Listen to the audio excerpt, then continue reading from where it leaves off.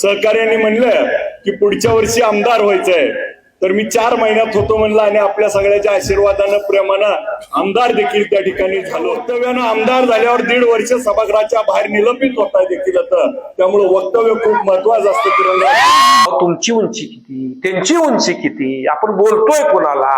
कारण काही जणांनी आमच्यावर टीका केली होती की किरणराज मेंबर की स्वतःच फुलं उधळून घ्यायची, परंतु फुलं आणि जेसीबी मिळतील पण माणसं तुम्हाला कुठं आणायची हा प्रश्न तुमच्या पुढे आहे. आज विरोधक किती बी त्यांच्या पाठीमागे बोलतात की तुम्ही गाड्या आणचाल, जेसीबी आणचाल, हार आणचाल, पण माणसं कुठं आणणार? मला सांगा, 8 जिल्हा परिषद पैकी 7 जर जिल्हा परिषद सदस्याचे निवडून आणायची ह्यांच्यात ताकद असेल, कुठल्या बी पक्षातनं, पांडुरंग परिवारातनं असू द्या किंवा पक्षातनं असू द्या, 16 पैकी 14 पंचायत समिती सदस्य आज हे निवडून आणतायत. एक हाती नगरपालिकेची सत्ता ही निवडून आणतात. मग ही कोण देत आहे? जनता निवडून देते ना. कुठनं आली मत एवढी?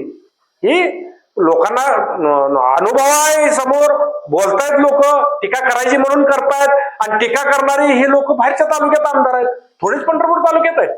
तरी सुद्धा ही लोक परिचारकांना कुठेतरी प्रशांत मालकाला टार्गेट केल्याशिवाय, प्रशांत मालकांचं नाव घेऊन नाव ठेवल्याशिवाय मोठं स्वतः होत नाही. म्हणून ह्या केविलवाल्या हा प्रयत्न आहे. आपल्यातनं पंढरपूरसाठी काही कार्य झालं नाही. मग आता आपल्याला लोकांनी कसं ऍक्सेप्ट करावं? मग गट तट असतात, मग प्रशांत मालकाला कुठेतरी टार्गेट करायचं, कुठेतरी नावं ठेवायची.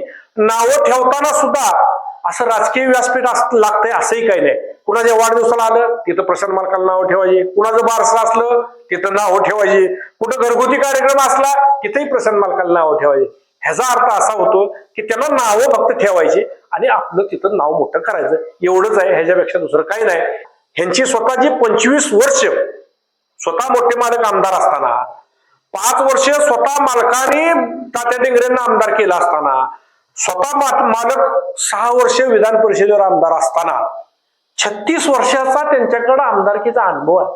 अशा लोकांना तुम्ही म्हणता माणसं कुठं नाही, ज्यांच्या घरात 36 वर्ष आमदारकी आहे, अशा लोकांना म्हणजे फार बालिश असे विचार आहेत. अहो, तुमची उंची किती, त्यांची उंची किती, आपण बोलतोय कोणाला, काय बोलतोय, ह्याचं जर आपल्याला ज्ञान नसेल तर ह्याच्या एवढं ह्या तालुक्याचं दुर्दैव काय असतंय.